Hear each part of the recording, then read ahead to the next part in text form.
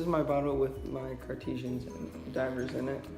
And I believe when you squeeze the bottle, it forces air into the divers. I don't know if you can see that. It forces air into the water into the divers, making it heavier than water with the weight on there.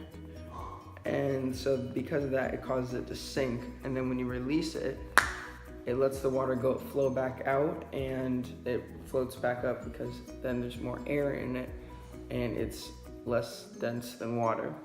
The divers go down at different times because the more water in it, the less water has to go into the pipette for it to sink. And so when you squeeze it, number 1 has the most water in it out of all of them, so it sinks first. And then number 2 has the second most amount of water, and number 3, and so on. So for the get the divers to work, each one of them has to have a different amount of water, and they sink because water is forced up into the diver, and that pushes the air out, making it more dense than what the water is in the bottle. To make these Cartesian divers, what you have to do is find a nut that fits pretty tight around the pipette's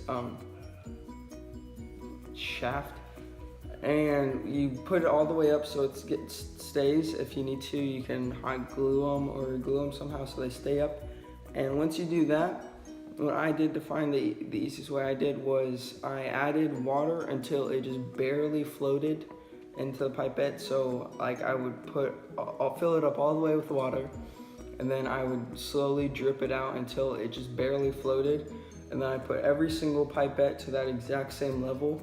And then for number 2, I took 3 drops of water out. And then number 3, I took 6 drops of water out. And number 4, I took 9 drops of water out, and so on and so on.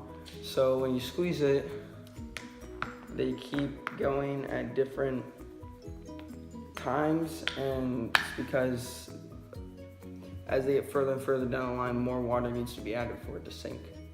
And so that's how I got my Cartesian divers to work.